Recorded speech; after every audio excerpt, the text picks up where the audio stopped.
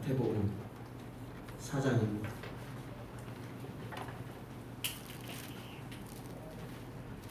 8절 말씀 이하 25절입니다. 주보의 내용으로 공부하겠습니다.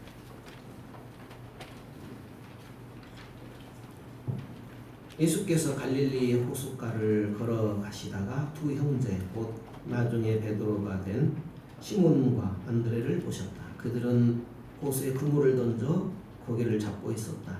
고기잡이는 그들의 평소 직업이었다. 예수께서 그들에게 말씀하셨다. 나와 함께 가자. 내가 너희를 새로운 어부가 되게 하겠다. 잉어와 가물치 대신에 사람을 낚는 법을 가르쳐 주겠다. 그들은 아무것도 묻지 않고 그대로 그물을 놓아두고 그분을 따라갔다. 호숫가를 좀 더 가다가 그들은 다른 두 형제 곧 세베대 아들 야고보와 요한을 만났다. 두 형제는 아버지 세베대와 함께 배에 앉아서 그물을 손질하고 있었다. 예수께서는 그들에게도 똑같이 제안하셨고 그들 역시 배와 자기 아버지를 버려두고 곧바로 그분을 따라갔다. 예수께서 거기서부터 온 갈릴리를 두루 다니셨다. 예수께서는 회당을 집회 장소로 삼아 사람들에게 하나님의 진리를 가르치셨다. 하나님의 나라가 그분의 주제였다. 바로 지금 그들이 하나님의 선하신 통치하에 있다는 것이었다.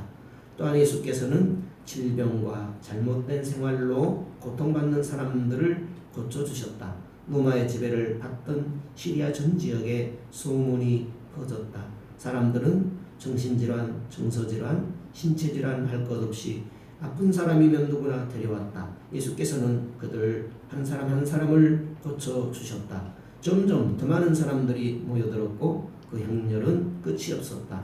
갈릴리에서 온 사람들 외에도 호수 건너편 데가볼리 열성읍에서 사람들이 무리지어왔다. 예루살렘과 유대에서 온 사람들도 있었고 요단강 건너편에서 온 사람들도 있었다. 아멘.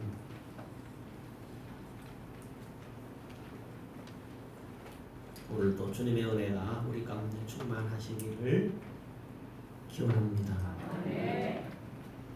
본문은 예수님께서 갈릴리에서 복음을 전파하신 후에 제자들을 부르시는 장면입니다. 최초로 베드로와 안드레를 부르셨습니다. 나중에 베드로는 수석제자가 되지요. 예수님께서 최초로 부르심을 받은 사람이 나오는데 우연히 되어진 일이 아닐 것입니다. 이 세상에 우연을 기대하는 것이 얼마나 위험한 일인지 모릅니다. 하나님의 부르심에는 뜻과 섭리가 있습니다. 우연히 예수님을 믿는 것 같지만 그것이 아니죠. 에베소서 1장 4절에 보니까 창세전에 하나님이 우리를 택하셨다 그렇게 기록하고 있습니다. 그렇습니다.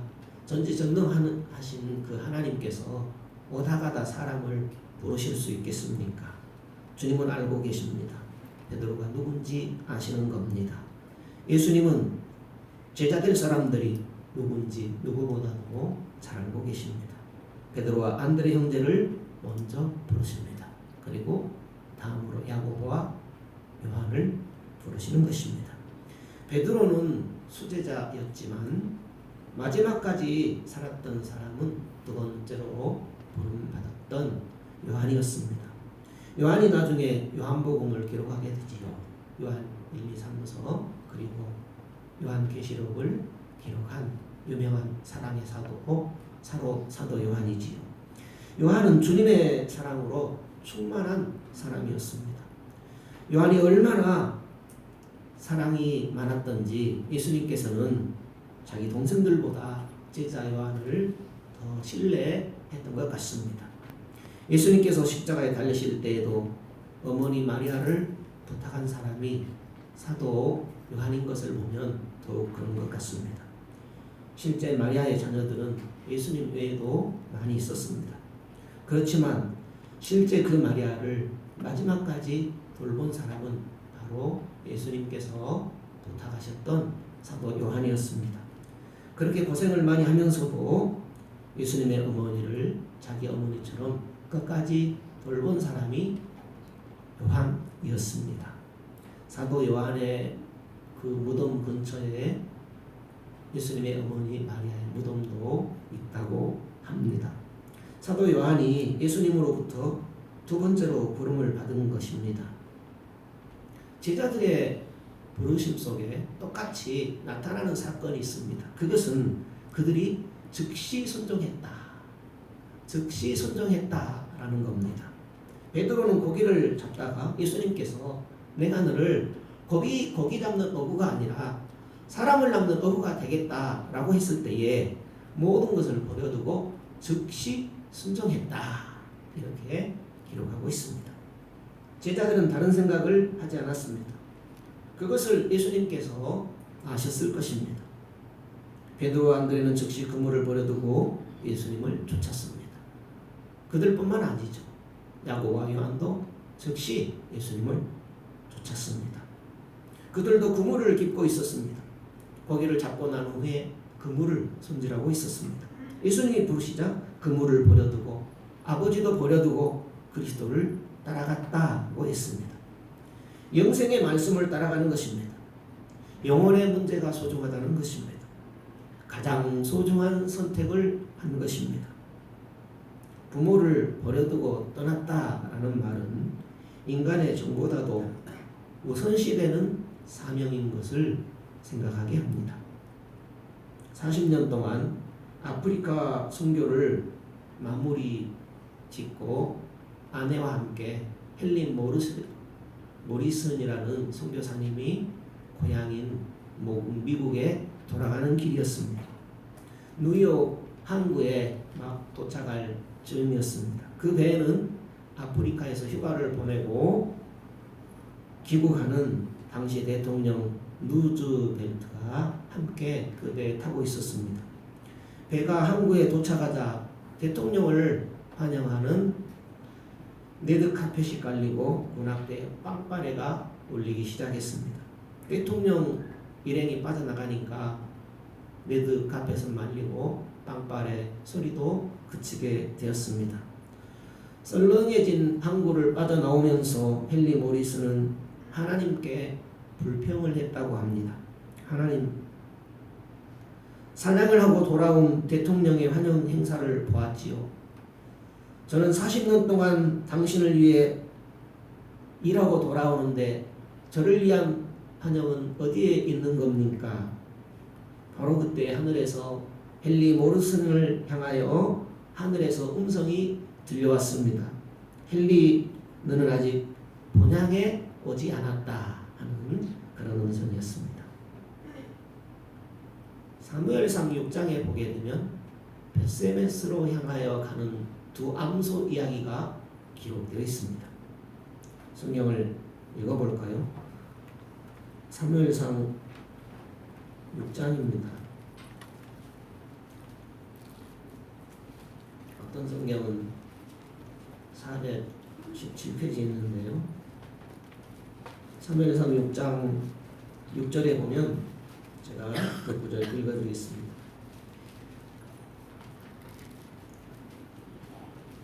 애굽인과 바로가 그 마음을 강팍해 한 것 같이 어찌하여 너희가 너희 마음을 강팍해 하겠느냐. 그가 그들 중에서 기이하게 행한 후에 그들이 백성을 가게 함으로 백성이 떠나지 아니하였느냐. 그러므로 새 수레를 만들고 멍에 메어보지 아니한 젖나는 소 둘을 끌어다가 수레를 소에 메우고 그 송아지들은 떼어 집으로 돌려보내고 여호와의 궤를 가져다가 수레에 싣고 속건제들을 금고물은 상자에 담아 궤 곁에 두고 그것을 보내어 가게 하고 와서 궤가 그 본 지경길로 올라가서 벳세메스로 가면 이 큰 재앙은 그가 우리에게 내린 것이요 그렇지 않으면 우리를 친 것이 그 손이 아니요 우연히 만난 것인 줄 알리라.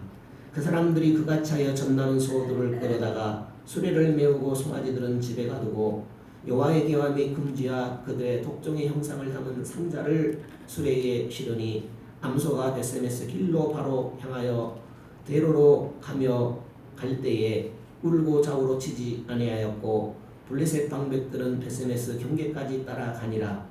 벳세메스 사람들이 골짜기에서 밀을 베다가 눈을 들어 궤를 보고 그것에 보임을 기뻐하더니 수레가 베세메스 사람 여호수아의 밭 큰 돌 있는 곳에 이르러 선지라. 무리가 수레에 나무를 패고 그 소를 번제로 여호와께 드리고 했습니다.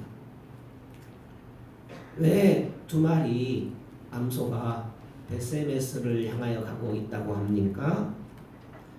하나님의 말씀이 들어있는 덮개를 쓰는 수레를 끌어야 하기 때문입니다. 암소 두 마리가 수레를 끌었습니다. 그 수레 위에는 하나님의 법궤가 들려져 있었습니다. 한쪽에서는 새끼 송아지들이 젖을 달라고 울부짖고 있습니다. 동물의 본능이라고 하는 것이 굉장히 정이 그리운 것입니다. 인간들과 똑같은 것 같습니다. 자기 새끼들을 향하여 젖을 주려고 본능으로 새끼를 따라가야 정상일 것입니다. 그런데 베세메스로 가는 두 암소는 새끼 송아지들의 울부짖는 소리를 뒤로하고 하나님의 땅을 향하여 나아가게 됩니다. 한 걸음씩 한 걸음씩 울며 그리고 그 소들의 마지막은 번제로 하나님께 바쳐졌다 하는 이야기입니다. 이 지상의 가장 아름다운 소의 모습이 아닌가 하는 생각을 갖게 됩니다. 사명이 무엇인가 보여줍니다. 본능을 뛰어넘는 사명, 본능보다 우선시되는 사명입니다. 우리 본문에도 두 형제들에 대한 이야기입니다. 베드로와 안드레, 야고보와 요한이 등장합니다. 이 사람들은 부모와 그물을 두고 예수님을 쫓아갔다 했습니다. 본문을 다시 한번 읽어드리면 마태복음 4장이죠. 18절에 이렇게 기록이 됩니다. 갈릴리 해변에 다니시다가 두 형제 곧 베드로라는 시몬과 그 형제 안드레가 바다에 그물을 던지는 것을 보시니 저희는 어부라 말씀하시되 나를 따라오너라 내가 너희로 사람을 낚는 어부가 되게 하리라 하시니 저희가 곧 그물을 버려두고 예수를 쫓으니라. 거기서 더 가시다가 다른 두 형제 곧 세베대 아들 야고보와 그 형제 요한이 그 붙인 세베대와 한 가지로 배에서 그물 깁는 것을 보시고 부르시니 저희가 곧 배와 붙임을 버려두고 예수를 쫓으니라 했습니다.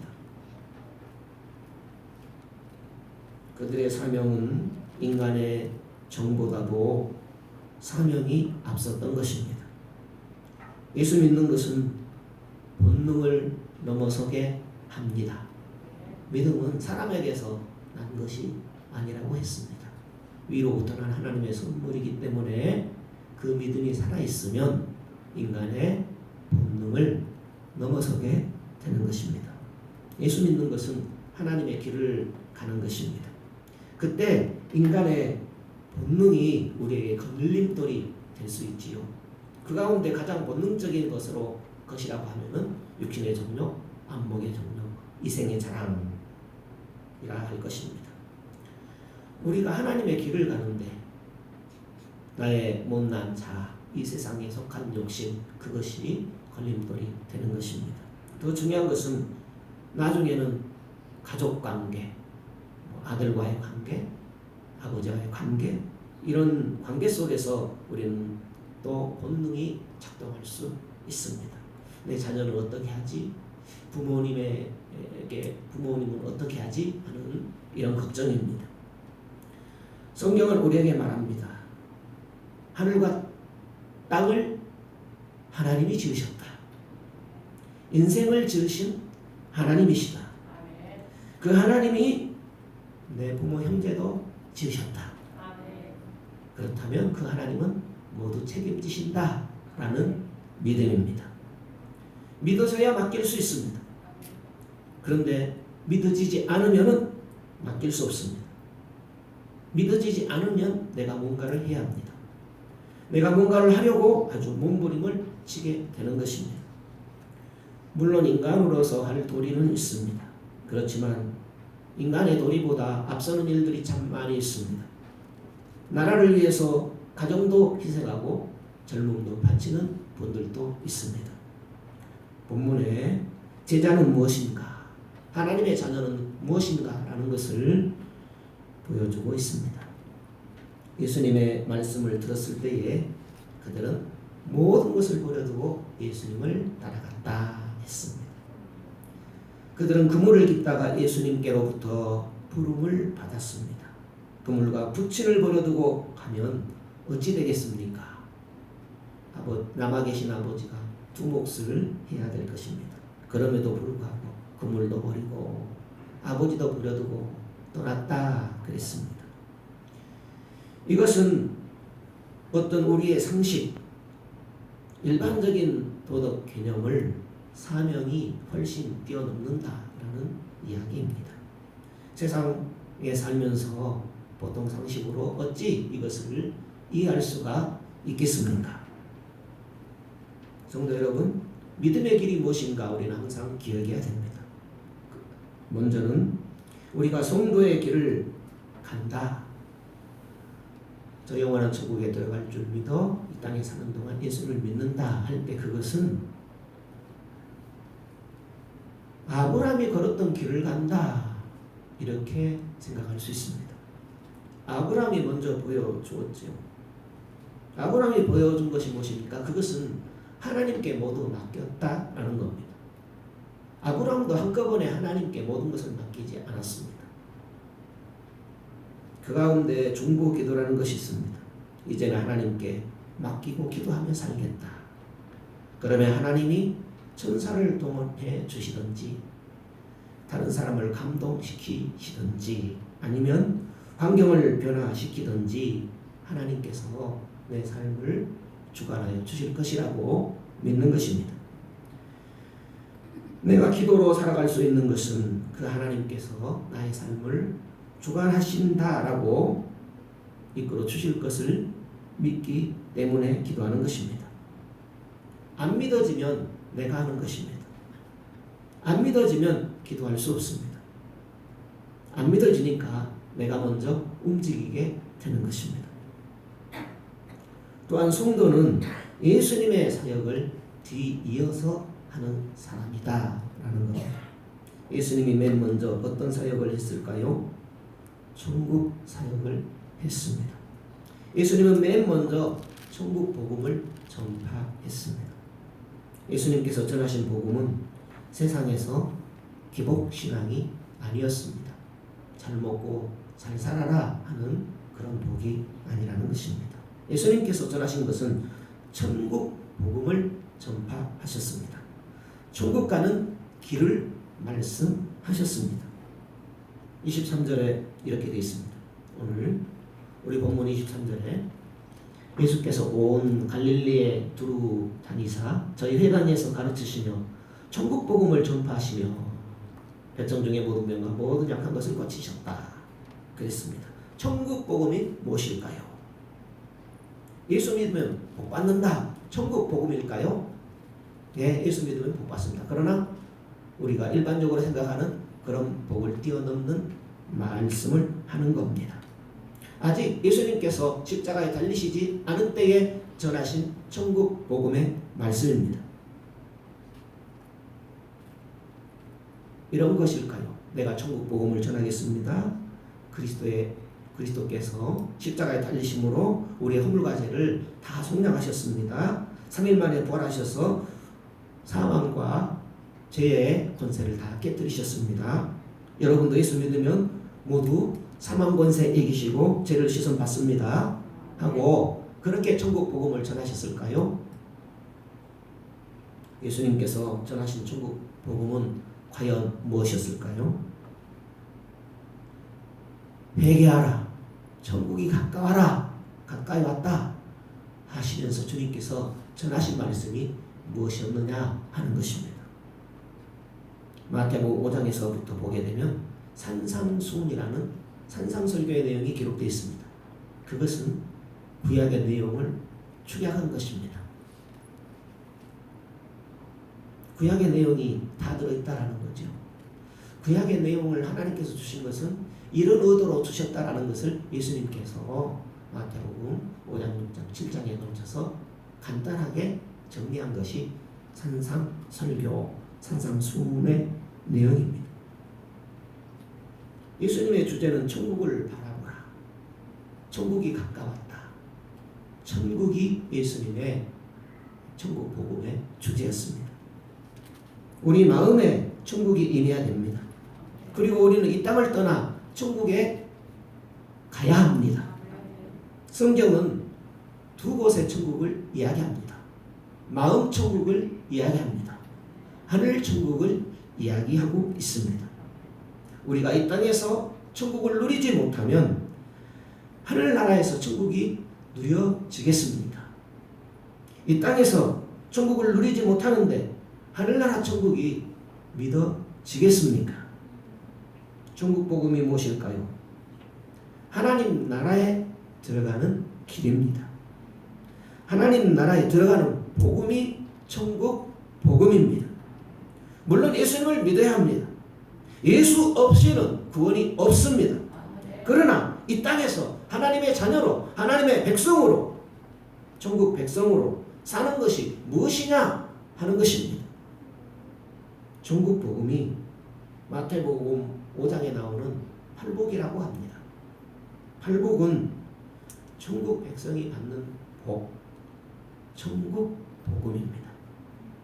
천복입니다. 하늘에서 하나님이 주시는 복. 할렐루야. 팔복이 연결되어 있습니다. 따로따로가 아닙니다. 이것은 받고 이것은 안 받고가 아닙니다. 하나로 연결되어 있습니다. 마태복음 5장에 보게 되면 3절에 이렇게 기록되어 있죠. 심령이 가난한 자는 복이 있나니 천국이 저희 것이며 그랬습니다. 심령이 가난하다 무슨 말입니까? 내 심령에 세상이 끊어졌다. 내 마음에 가치 변화가 일어났다. 육신의 정욕과 안목의 정욕과 이생의 자랑이 내 마음에서 끊어졌다. 세상을 향한 욕심, 자랑, 욕망이 끊어졌다. 욕심이 끊어진 것을 심령이 가난한 것이라고 성경은 표현한 것입니다. 육신의 정욕, 안목의 정욕, 이생의 자랑, 이 세 가지는 다 욕심을 말하고 있습니다. 그리스도 안에서 그런 욕심이 끊어진다는 말씀이지요. 내가 스스로 끊는 것이 아닙니다. 그 안에 내 안에 사시는 그리스도께서 점차로 끊어지게 하시는 것입니다. 그리스도를 알고 그리스도로 채워지게 되면 끊어진다고 했습니다. 그러니까 심령이 가난해지는 방법은 예수님으로 채워지는 겁니다. 예수님께서 말씀하셨습니다. 도적이 오는 것은 도적질하고 죽이고 멸망시키는 것이요 내가 온 것은 양으로 생명을 얻고 풍성히 얻게 하려 함이라 했습니다. 내 심령에 가득했던 탐심이 내 마음에서 사라져버렸다. 내 심령이 비어있다. 그것이 심령이 가난한 것이다. 천국이 그 사람의 것이다. 라고 천국 복음을 예수님께서 말씀하셨습니다. 두 번째로 애통하는 자는 복이 있나니 저희가 위로를 받을 것이며 그랬습니다. 왜 애통이 일어날까요? 지금까지 지나온 삶이 너무나 괴로운 겁니다. 그동안 잘못 살아왔구나. 진짜를 알게 되니까 그동안 잘못 산 것이 얼마나 분한지 모릅니다. 하나님 앞에 슬퍼하고 회개하는 그 모습을 애통한다 라고 기록한 것입니다. 애통할 때 위로가 오는데요. 그 위로는 성령님이 주시는 겁니다. 오직 하나님의 성령만이 우리의 위로자가 되십니다. 그 무엇으로도 위로를 받을 수 없습니다. 하나님께서 내 마음을 위로해 주셔야 하는 것입니다. 우리는 예수 믿고 세상에 가치를 두지 않고 천국에 소망을 두니까 마음의 천국이 이루어지게 됩니다. 마음의 천국이 이루어진 다음에 지난 날을 생각해 보게 되니 슬프고 지난 시간이 참으로 아깝고 애통하며 하나님께 나아가게 되는 것입니다. 그때 하나님께서 성령으로 오셔서 나를 위로해 주시는 것입니다. 다음으로 보면 온유한 자는 복이 있나니 땅을 기업으로 얻을 것이며 그랬습니다. 내가 지금까지 하나님으로 살았구나. 내가 하나님 없이 살았구나 라는 것을 깨닫고 하나님 자리에서 내려오는 것을 온유라고 합니다. 온유는 마음이 너그럽고 이해심이 많은 사람을 온유라고 하지 않습니다. 그것은 이 세상 유교적인 관념입니다. 성경이 말하는 온유는 그것이 아닙니다. 성경이 말하는 온유는 하나님의 자리에서 내려온 사람을 온유한 사람, 이렇게 우리에게 말씀하고 있습니다. 성경에 두 사람의 온유를 대표적으로 소개하고 있지요. 한 사람은 모세요, 한 사람은 예수님입니다. 모세는 지면에서 그 온유함이 가장 승했다라고 소개하고 있지요. 물론 예수님의 온유함으로 우리가 배워야 되지요. 나는 온유하고 겸손하니 나의 멍에를 메고 내게 배우라. 그리하면 너의 마음이 쉼을 얻으리라. 예수님이 말씀하셨습니다. 예수님과 모세의 두 분의 온유의 공통점이 있습니다. 그것은 두 분 다 하나님의 자리에서 내려왔다라는 겁니다. 모세의 삶이 어땠습니까? 광야에서 수많은 이스라엘 백성들이 끊임없이 원망하고 모세를 향하여 불평합니다. 그때 모세는 어떻게 했습니까? 그들을 대항하거나 불평하지 않았습니다. 대신에 하나님께 기도했습니다. 홍해 앞에서도 기도하고 마라의 쓴물 앞에서 기도하고 무리바에서도 기도하고 가데스 바네아에서도 기도했습니다. 모세는 언제나 하나님 앞에 무릎을 꿇고 기도하는 사람이었습니다. 하나님께 모든 것을 맡기고 하나님의 자리에서 내려왔던 것입니다. 고라 자손이 당을 지어서 반역을 할 때에도 하나님 앞에 기도를 드렸습니다. 하나님 자리에서 내려와 하나님께 맡길 수 있는 자, 하나님께 그 자리를 내어드릴 수 있는 자, 내어드리는 자, 그 사람을 온유한 자라고 성경은 말씀하고 그 사람은 땅을 기업으로 받게 된다 했습니다. 그런데 오해하지 말 것은 땅 이야기가 아닙니다. 하나님은 온유한 자에게 땅 주시지 않습니다. 땅과는 비교할 수 없는 것을 주십니다. 땅을 받아서 어디다 쓰겠습니까? 땅을 기업으로 받는다. 무슨 말이겠습니까? 성경에 보면은 땅 이야기가 나옵니다. 창세기 1장에 나옵니다. 사람을 지으시고 하나님께서 땅을 기업으로 주셨다 하는 것이 기록되어 있지요. 창세기 1장 26절에 보면 하나님이 가라사대 우리의 형상을 따라 우리의 모양대로 우리가 사람을 만들고 그로 바다의 고기와 공중의 새와 육축과 온 땅에 기는 것과 모든 것을 다스리게 하자 하시고 하나님이 자기 형상 곧 하나님의 형상대로 사람을 창조하시되 남자와 여자로 창조하시고 하나님이 그들에게 복을 주시며 그들에게 이르시되 생육하고 번성하여 땅에 충만하라. 땅을 정복하라. 바다의 고기와 공중의 새와 땅에 움직이는 모든 것을 다스리라 하시니라. 땅 이야기를 이렇게 말씀하고 있습니다. 땅을 기업으로 누가 받았습니까? 아담과 하와가 받았습니다. 땅을 기업으로 받는다는 것은 이런 상황을 말씀하는 겁니다. 하나님의 형상을 따라 지음받은 사람이 받는 것이 땅입니다. 하나님의 형상으로 말미암아 받게 되는 선물, 그것이 땅을 기업으로 받는다라는 겁니다. 하나님은 사람을 하나님의 형상으로 만드시고 생육하고 번성하여 땅에 충만하라, 땅을 정복하라 하고 땅을 기업으로 주셨습니다. 그 기업으로 많은 사람은 땅을 정복하고 다스리는 능력까지도 받게 되는 겁니다. 그러니까 기업으로 받는다라는 것은 땅을 받는다라는 말이 아닌 것입니다. 땅을 기업으로 받는다라는 것은 땅이 내 말을 듣는다라는 겁니다. 내 땅이 내 말을 듣는다 하는 그런 의미입니다. 어떻게 내 땅이 내 말을 들어요? 그러니까 땅 이야기가 아닌다라는 겁니다. 이런 이야기죠. 나가도 복을 받고 들어와도 복을 받는 걸 말하는 겁니다. 들에 나가면 들이 복을 받고 내가 집에 들어가면 내 가정이 복을 받고, 외양간에 가면 외양간에 우양이 복을 받고 하는 그것을 땅을 기업으로 받는다라는 의미로 이해할 수 있겠습니다. 그러니까 땅을 기업으로 받는 하나님의 형상으로 회복된 것을 가르칩니다. 온유한 자. 사람이 온유할 수 없지요. 예수님이 온유한 것은 맞습니다. 사람이 온유할 수 없지요. 어떻게 사람이 온유합니까? 성경은 사람은 온유할 수 없다라고 표현합니다. 의인은 없나니 한 사람도 없느니라. 그것은 온유한 사람은 없다라는 겁니다. 그러면 어떻게 우리는 하나님의 형상으로 회복받을 수 있으며 땅을 기업으로 받을 수 있겠습니까? 더 나아가서 영원한 천국을 어떻게 기업으로 받을 수 있겠습니까? 오직 예수 그리스도입니다. 성도 여러분, 우리가 하나님의 형상으로 회복되면 하나님께서 예수님께 주셨던 하늘과 땅의 권세를 우리에게 허락하시는 것입니다. 그것을 기업으로 받는다라고 한 것입니다.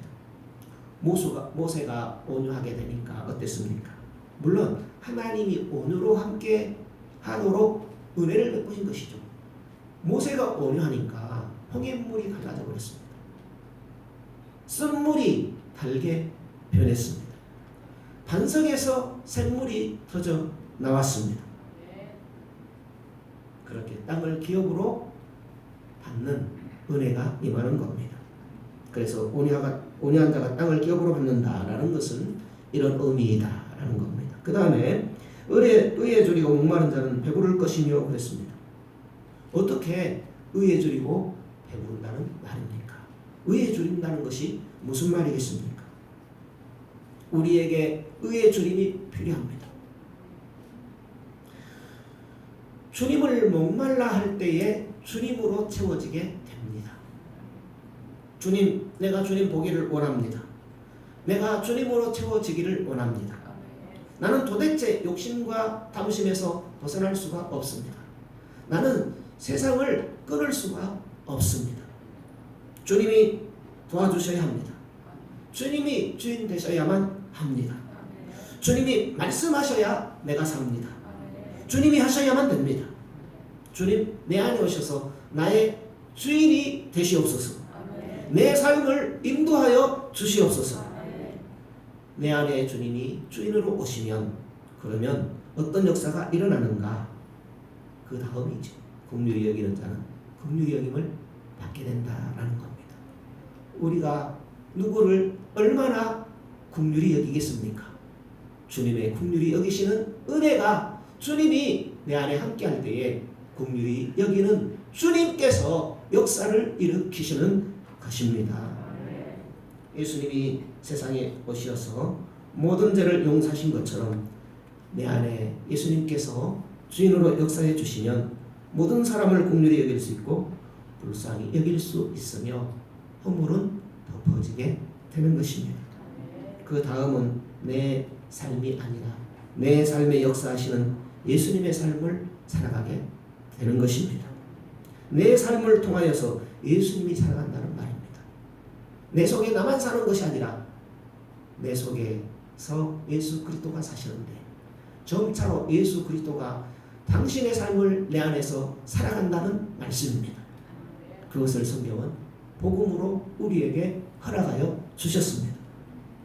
마음이 청결한 자는 복이 있나니 저희가 하나님을 보게 된다 하고 그 다음에 말씀하고 있지요. 내 마음의 어두움이 다 사라지고 미움과 걱정과 근심 모든 염려 사라지니 내 마음이 얼마나 청결해지겠습니까? 그런데 우리 마음을 어둡게 하는 것이 있습니다. 우리 마음을 어둡게 하는 것이 무엇이라고 했습니까? 고린도서 4장 4절에 보니까 이 세상 신이 믿지 아니하는 자들의 마음을 혼미케 하여 하나님의 영광의 광채를 비치지 못하게 한다 했습니다. 마귀는 우리 안에 계신 그리스도의 광채가 비춰지지 못하도록 방해하는 일을 하는 것입니다. 우리가 왜 그리스도를 보지 못합니까? 왜 광채를 보지 못하는 겁니까? 마귀가 우리 마음을 방해하고 있습니다.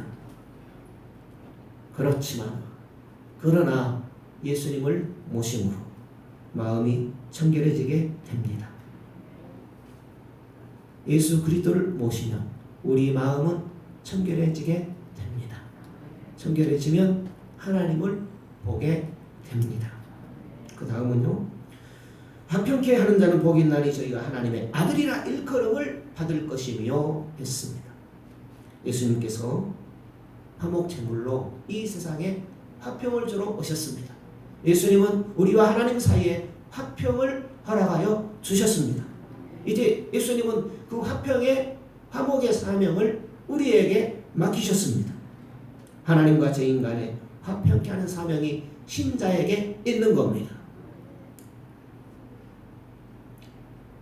화평케 하는 자는 하나님의 아들이라 일컬음을 받을 것이며 그랬습니다. 우리는 예수 믿음으로 하나님의 자녀다, 하나님의 아들이라 고백은 하거든요. 그런데 하나님께서 하나님의 아들이라 일컫는 그 기준은 화평케 하는 사람이다.